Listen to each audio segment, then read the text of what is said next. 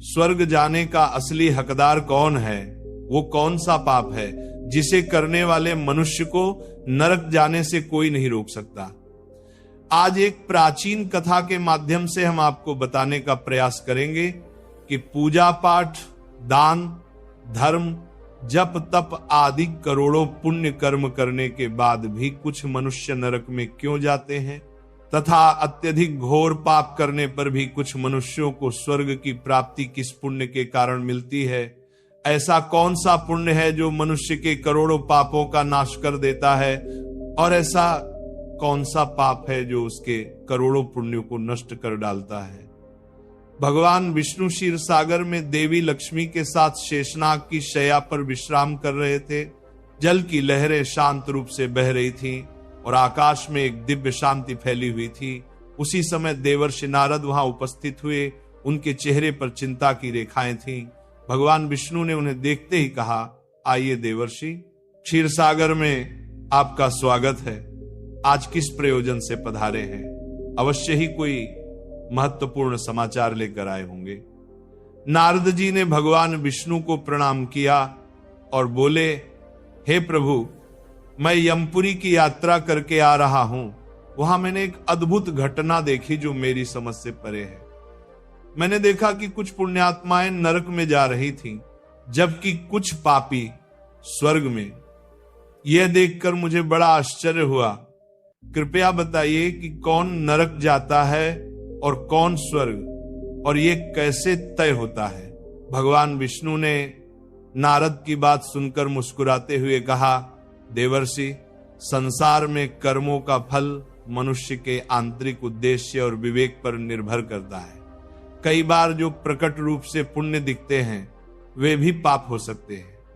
इस विषय में एक प्राचीन कथा कही जाती है जो आज मैं आपको सुनाता हूं। इस कथा को सुनकर आपके सभी प्रश्नों के उत्तर मिल जाएंगे। इसीलिए आप इस कथा को ध्यान से पूरा अवश्य सुनिए, क्योंकि जो भी इस कथा का श्रवण करता है उसके कोटि कोटि पाप नष्ट होते हैं और उसे विष्णुलोक की प्राप्ति होती है।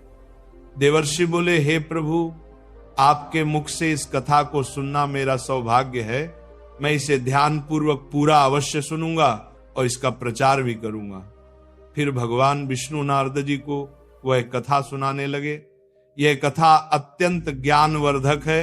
इसमें मनुष्यों द्वारा किए जाने वाले पाप और पुण्य का वर्णन किया गया है तथा उसके आधार पर मिलने वाली सजाओं के बारे में बताया गया है। इसीलिए प्रत्येक मनुष्य को यह कथा ध्यान पूर्वक सुननी चाहिए, क्योंकि आधा अधूरा ज्ञान घातक होता है। तो चलिए आपको सुनाते हैं वो कथा। भगवान विष्णु कहते हैं, हे देवर्षि, पूर्व काल की बात है। मध्य देश के एक नगर में एक ही समय पर 5 मनुष्यों की मृत्यु हो गई। वे सभी मृत्यु के पश्चात यमलोक में पहुंचे। यमलोक पहुंचने पर वहां का दृश्य देखकर वे सभी भयभीत हो गए। उनके अंग अंग कांपने लगे। यमलोक में विशालकाय आकार वाले यमराज सुवर्ण से बने सिंहासन पर विराजमान थे। उनके पास चित्रगुप्त बैठे थे, जिनके पास सभी प्राणियों का लेखा जोखा रखा हुआ था। यम के दूत प्राणियों को आगे धकेल रहे थे। कुछ मनुष्य जोर जोर से विलाप कर रहे थे तो कुछ अत्यंत प्रसन्न होकर चल रहे थे। स्वर्ग के द्वार से सुंदर प्रकाश दिखाई पड़ रहा था, वहीं नरक के द्वार से धधकती हुई अग्नि की ज्वालाएं निकल रही थी। इस भयानक दृश्य को देखकर वे पांचों एक दूसरे से बात करने लगे और अपने अपने पाप पुण्य के विषय में चर्चा करने लगे। उन 5 में से 4 लोगों ने अपने जीवन में बहुत तरनाने के लिए पाप कर्म किए थे और उन्हें एक ज्ञात था कि वे चारों नरक में ही जाने वाले हैं। उन चारों में एक चोर था, दूसरी एक वेश्या, तीसरा एक विद्वान ब्राह्मण और चौथा एक राजा का सैनिक। 5वां व्यक्ति एक धनवान किसान था। वे पांचों अपने अपने कर्मों के फलों को भुगतने के लिए तैयार हो गए। फिर एक एक करके सभी पापी और पुण्य आत्माएं आगे बढ़ने लगी। वे चारों आपस में अपने पाप कर्मों की चर्चा करने लगे। सबसे पहले वो चोर बोलने लगा। उसकी आवाज कांप रही थी और उसके चेहरे पर गहरा पछतावा था। उसने गहरी सांस लेते हुए कहा, भाइयों, मेरा नाम हरिदास है। मैं जानता हूं कि मैंने जीवन भर बहुत पाप किए हैं। मैंने दूसरों का धन चुराया, उन्हें तकलीफ दी और कभी कभी उनका जीवन भी बर्बाद किया। मैं जानता था कि जो मैं कर रहा हूं वह गलत है, परंतु मेरे पास कोई विकल्प नहीं था। परिवार भूखा था, मेरे पास कोई काम नहीं था और हर कोई मुझे दुत्कारता था। मैंने चोरी से जो धन पाया उससे अपने परिवार का पेट भरा, पर अब मुझे इस बात का पछतावा है कि मैंने कितने लोगों को दुख पहुंचाया। अब यमराज मुझे दंड देंगे। मुझे डर है कि मुझे नरक की यातनाएं झेलनी पड़ेंगी।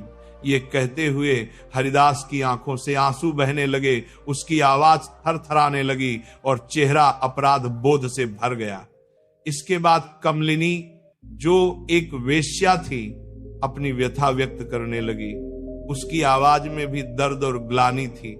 उसने गहरी उदासी से कहा, मेरा नाम कमलिनी है। मैं जानती हूं कि शास्त्रों के अनुसार जो स्त्री कई पुरुषों से संबंध बनाती है उसे नरक में भेजा जाता है, लेकिन मैंने ये सब जानबूझकर नहीं किया। जब मैं छोटी थी, एक दुष्ट व्यक्ति ने मुझे जबरदस्ती उठा लिया और वेश्या बना दिया। मेरी इच्छा नहीं थी कि मैं ये जीवन जीऊं। मैं चाहती थी कि मैं किसी सम्मानजनक जीवन में होती, लेकिन मेरे पास कोई रास्ता नहीं था। मैंने न चाहते हुए भी वह सब सहा जो मेरे साथ हुआ। अब मुझे नहीं पता कि मेरे इन पापों का क्या होगा। मुझे यह भी नहीं पता कि अगले जन्म में मुझे किस रूप में जन्म लेना पड़ेगा। मैं नरक जाने के लिए तैयार हूं, क्योंकि मैंने जो कुछ किया उसकी कोई माफी नहीं हो सकती। कमलिनी की आंखों से आंसू बहने लगे। उसकी आत्मा में गहरा दर्द था, मानो वह अपने पूरे जीवन का भार अपने कंधों पर महसूस कर रही हो। उसकी आंखों में वह पीड़ा झलक रही थी जिसे उसने वर्षों तक छिपाए रखा था।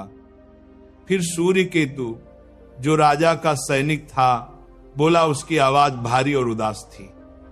उसने दुख भरे स्वर में कहा, भाई, मेरा नाम सूर्यकेतु है। हम चारों में सबसे बड़ा पापी तो मैं ही हूं। मैंने बहुत बड़े बड़े पाप किए हैं। मैं राजा का सिपाही था, इसीलिए लोगों पर जोर जबरदस्ती करता था।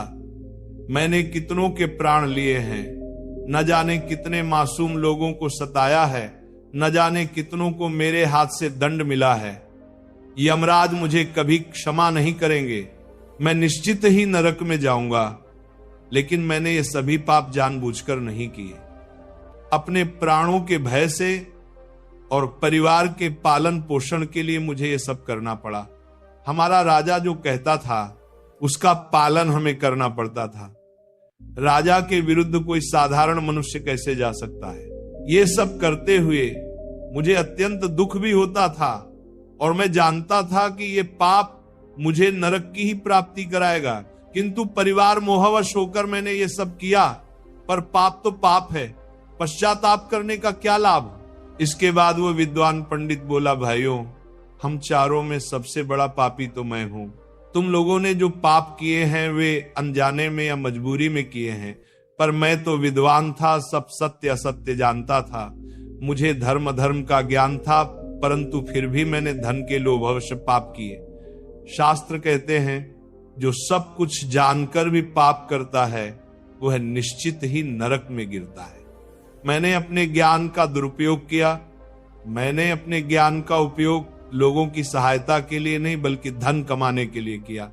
मेरे घर की स्थिति अत्यंत दयनीय थी। पिता भिक्षा मांगकर गुजर बसर करते थे। मैंने सोचा कि अपने घर की गरीबी दूर करने के लिए धन लेकर ज्ञान देने में क्या बुराई है, पर यही मेरा सबसे बड़ा पाप था। शास्त्र कहते हैं, जो ब्राह्मण अपने ज्ञान